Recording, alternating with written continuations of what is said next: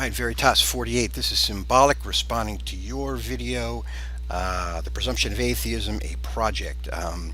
My apologies in advance if I don't turn out to have enough time to respond to your two collaborators. I just don't know whether I'll have the time.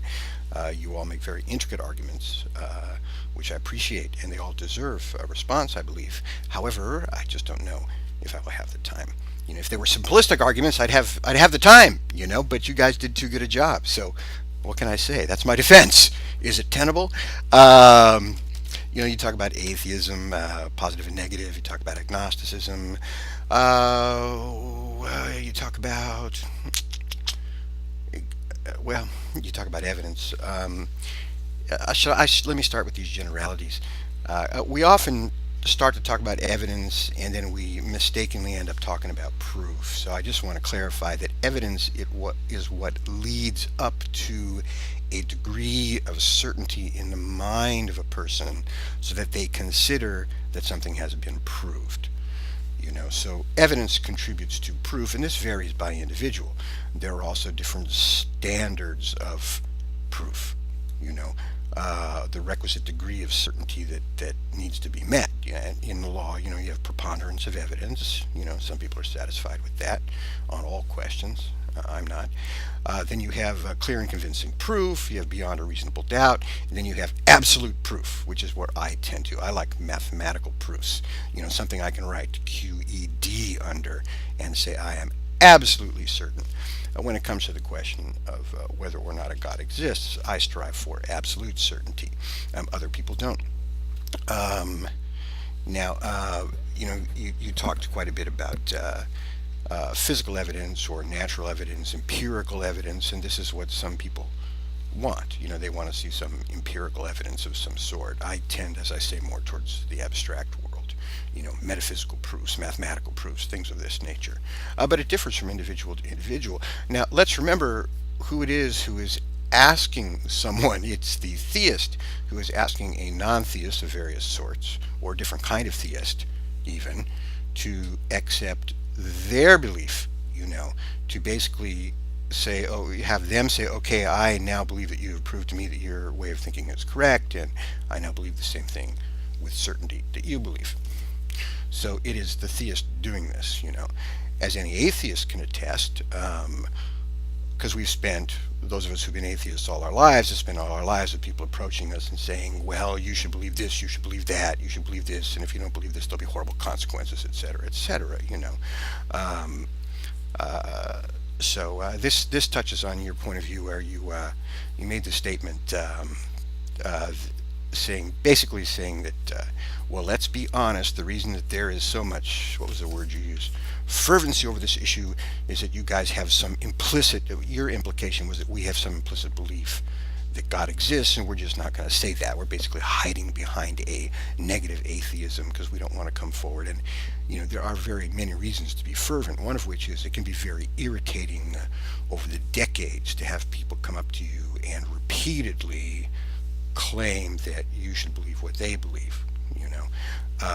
Proselytizing religions do this, and it does get quite wearisome and quite annoying. So there are reasons, and also if you take into effect into consideration the political aspects, different religions trying to impose their moral codes on people. If you take into account the stereotypes that you see all over YouTube, I'm sure you're aware of them. Where atheists are insulted, you're going to get some fervency. You're going to get people defending their point of view, and you're going to get people standing up and saying no, and demanding freedom from religion as well as freedom of religion. I'm sure you've heard that before. So maybe that will describe some of the fervency, but I would not attribute it to a lack of intellectual honesty.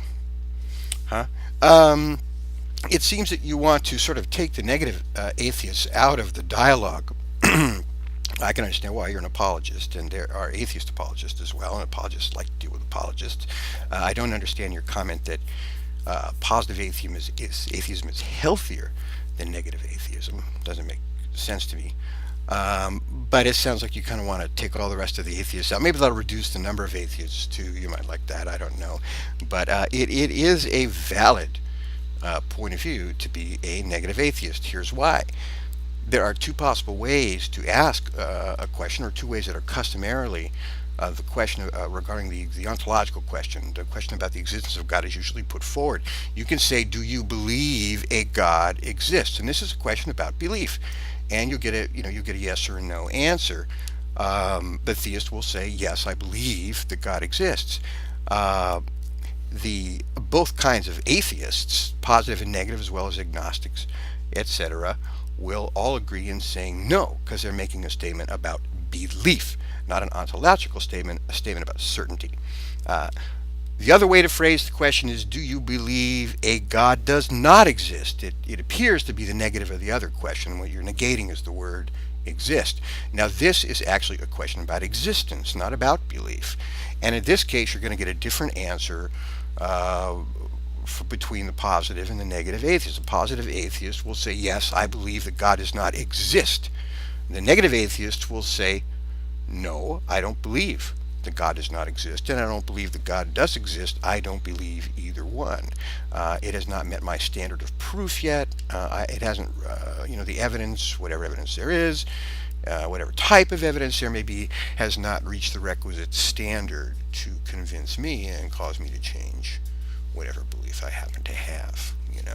So it depends on who's asked, how the question is phrased. And as I say, one question is regarding belief, and the other question is regarding existence. I think you guys probably know that. I don't believe negative atheism should be abandoned. Why? I mean, now I agree that the negative atheist is not putting forward a positive claim and therefore doesn't have a burden of proof, but we are permitted to consider the arguments. Many of us enjoy considering the arguments and to critique them as arguments, as well as put forth arguments of our own without any problem. And you can attack any of my arguments, that's fine. Mostly, though, you'll find that I am putting arguments forward exploratorily, and I usually generally like to contribute to conversations, make sort of new contributions rather than just argue about right or wrong. It's to me, it's not a zero-sum game, where somebody wins a debate. It's how enriched are people by the debate and how many new ideas are exchanged, because I believe that enriches us all.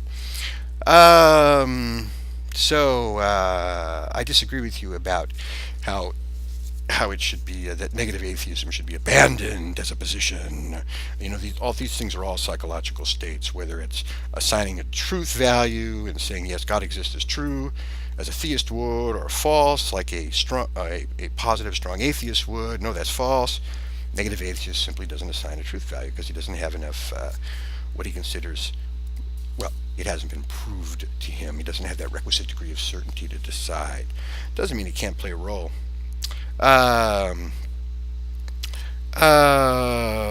Insufficient evidence does not justify atheism. For me personally, I tend to agree with you that insufficient evidence for the existence of God does not, quote unquote, justify. It doesn't prove the position of atheism. I think you guys also spoke of it as a default position. I tend to agree with you there, at least personally.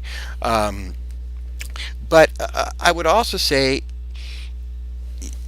it may be the obverse. Maybe what really is we should be saying is, no, insufficient evidence does not justify a belief in God. That's what that's certainly true for the individual. Whether it justifies a belief in atheism, strong positive atheism, I don't know.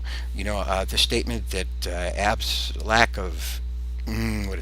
of evidence is not evidence of evidence of absence is not absence. Absence of evidence is not evidence of absence. Sounds really great, but I think under certain circumstances, absence of evidence can be indicative of and can be tantamount to evidence of absence of evidence of absence. Evidence, not proof. It does not prove the non-existence of God, but it's evidence. It's one more thing in the scale.